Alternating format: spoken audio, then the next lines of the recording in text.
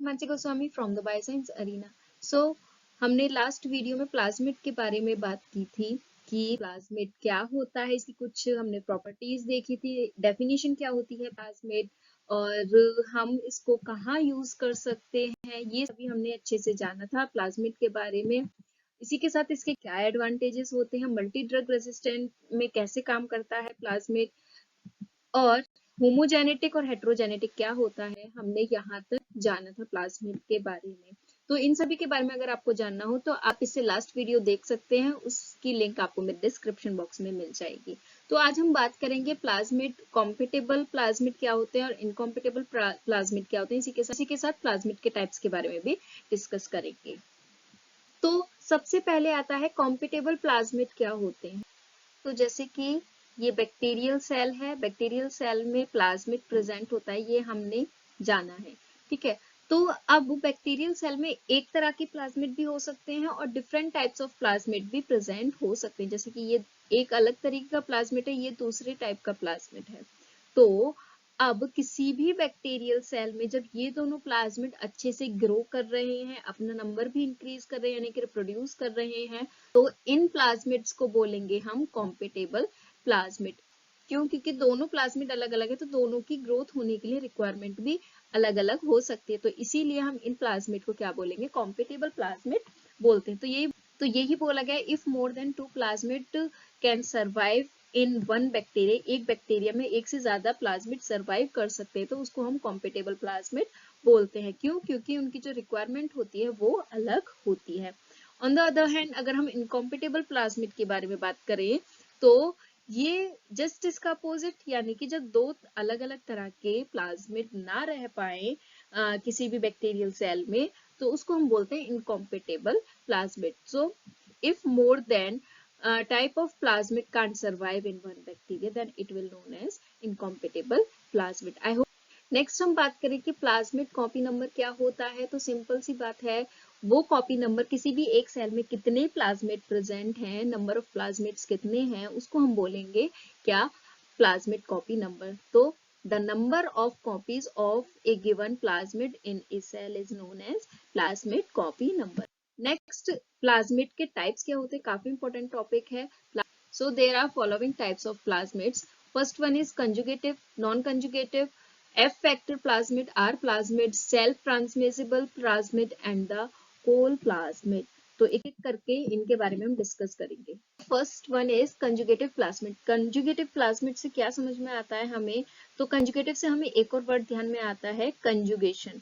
Conjugation आपने पढ़ा होगा कि दो बैक्टीरिया होते हैं, तो इसमें क्या होता है कि इस बैक्टीरिया का जो प्लाज्मिड होगा ये ट्रांसफर हो सकता है दूसरे बैक्टीरिया में with the help of formation of पिलाई। जब पिलाई का फॉर्मेशन हो जाता है तो इसी को हम कंजुगेशन कहते हैं, ठीक है। तो कंजुगेटिव प्लाज्मिड क्या होता है, ये कैपेबल होता है हॉरिजॉन्टल ट्रांसमिशन में, यानी कि हॉरिजॉन्टली ट्रांसफर कर सकता है अपने आप को।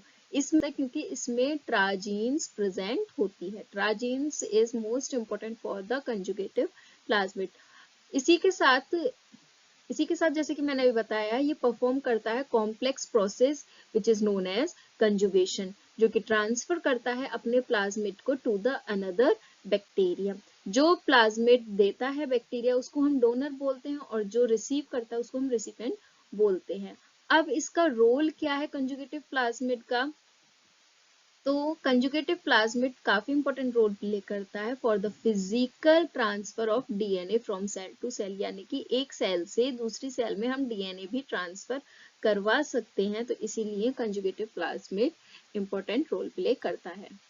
बात करें नॉन कंजुगेटिव प्लाज्मिड, इसी का अपोजिट होगा, यानी कि उसमें ट्राजीन थी, नॉन कंजुगेटिव में ट्राजीन नहीं होगी।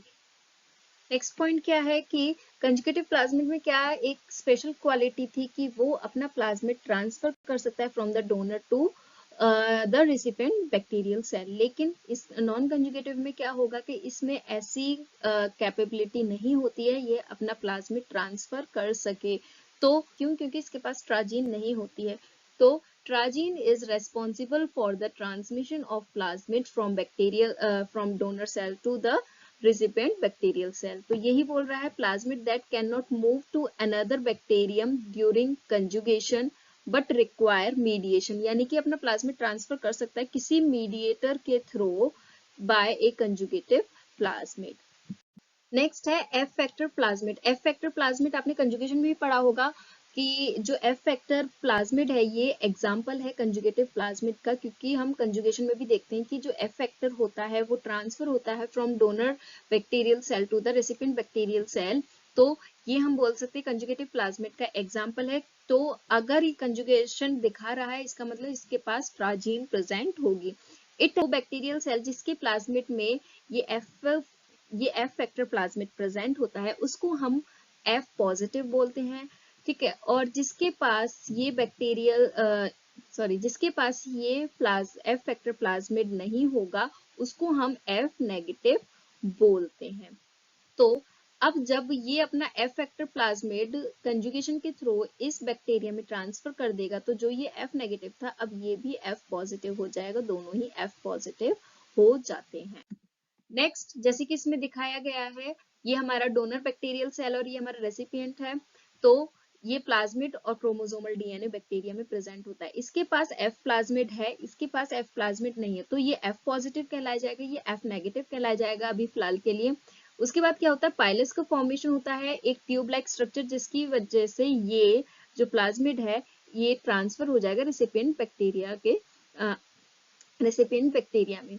तो पाइलस का फॉर्मेशन हुआ। अब क्या होगा, ये जो एफ फैक्टर प्लाज्मिड है ये ट्रांसफर हो जाएगा दूसरे बैक्टीरिया में और क्या होगा, अब दोनों के पास ही अपना एफ प्लाज्मिड हो जाएगा। ऐसा नहीं है ये अपना इसको ट्रांसफर कर देगा तो ये एफ नेगेटिव हो जाएगा, नहीं, तो ये साथ साथ में अपना रेप्लिकेशन भी करता हुआ चलता है। तो दोनों के पास अब एफ प्लाज्मिड प्रेजेंट है तो दोनों ही अब एफ पॉजिटिव कहलाए जाएंगे।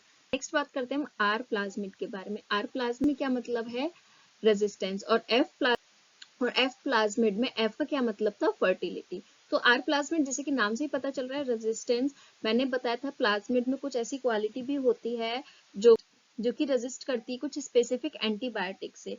जैसे कि कहने का क्या मतलब है, ये हमारे पास कोई भी बैक्टीरिया है, इसके पास एक प्लाज्मिड है। अब ये जो प्लाज्मिड है इसके पास एक ऐसी जीन प्रेजेंट है जो कि किसी स्पेसिफिक एंटीबायोटिक के रेजिस्टेंट है। इससे कहने का क्या मतलब है कि अगर मैं मान लीजिए कोई भी एक्स एंटीबायोटिक है, टेट्रासाइक्लिन है, पेनिसिलिन है, काफी सारे एंटीबायोटिक होते हैं, तो ये कोई भी एक्स एंटीबायोटिक है, इस एक्स एंटीबायोटिक के अगेंस्ट इस प्लाज्मिड के पास एक स्पेसिफिक जीन है, तो क्या होगा, अगर मैं इस एंटीबायोटिक से ट्रीट कराती हूँ अपने बैक्टीरियल सेल को तो ये बैक्टीरियल सेल की डेथ नहीं होगी, क्योंकि प्लाज्मिड के पास इसके अगेंस्ट क्या है, एंटीबायोटिक रेजिस्टेंट जीन है। तो ये उन्हीं तरह के प्लाज्मिड को हम बोलते हैं R plasmid. It makes host cell resistant to one or more antibiotic. जरूरी नहीं है एक ही प्लाज्मिड में एक ही तरह का एंटीबायोटिक हो, एक भी हो सकता है, एक से ज्यादा भी हो सकते हैं। नेक्स्ट है कॉल प्लाज्मिड, जिसको हम कॉलिसिनोजेनिक प्लाज्मिड भी बोलते हैं। तो इसमें क्या है, हमारे कुछ इस स्पेसिफिक तरह के प्लाज्मिड होते हैं जो कि बैक्टीरिया में प्रेजेंट होते हैं, जिनके पास ऐसी जीन होती है वो टॉक्सिन को रिलीज कर सके। टॉक्सिन क्या होता है, एक ऐसा केमिकल होता है जो कि अदर लिविंग ऑर्गेनिज्म या अदर बैक्टीरिया के लिए हार्मफुल हो सकता है। तो इसमें क्या होता है, कोई भी हमारे स्पेसिफिक तरह का बैक्टीरिया है जिसके पास प्लाज्मिड प्रेजेंट है, कौन सा, कॉल प्लाज्मिड प्रेजेंट है, या फिर वो प्लाज्मिड प्रेजेंट है जो कि टॉक्सिन को सिंथेसिस कर सकता है। अब क्या करेगा, ये जो बैक्टीरिया ये अदर बैक्टीरियल सेल की डेथ कर देगा जिनके पास ये प्लाज्मिड स्पेसिफिक तरह का प्लाज्मिड नहीं है जो सिंथेसाइज कर सकते हैं टॉक्सिन को। तो ये बोला गया दिस प्लाज्मिड सिंथेसाइज करता है colicin protein. Colicin is a type of toxin. Also इसको हम क्या बोलते हैं, बैक्टीरियोसिनोजेनिक प्लाज्मिड भी बोलते हैं, और इसके पास ऐसी जीन प्रेजेंट होती है, जैसे कि मैंने बताया इस प्लाज्मिड के पास ऐसी जीन प्रेजेंट होती है जो कि एनकोड करती है टॉक्सिन को। इसका एग्जांपल है इकोलाई। इकोलाई हमारा टॉक्सिन रिलीज करता है जिसका नाम है कॉलिसिन। नेक्स्ट है बी सबटिलिस यानी कि बैसिलस सबटिलिस रिलीज सबटिलिसिन। तो तो ये थी आज की वीडियो। आई होप आपको समझ में आया होगा। अगर अच्छी लगी वीडियो तो लाइक, शेयर और सब्सक्राइब करें। इसी के साथ इसी टॉपिक के नोट्स चाहिए तो आपको उस PDF की लिंक मेरे डिस्क्रिप्शन बॉक्स में मिल जाएगी, आप वहां पर जाकर देख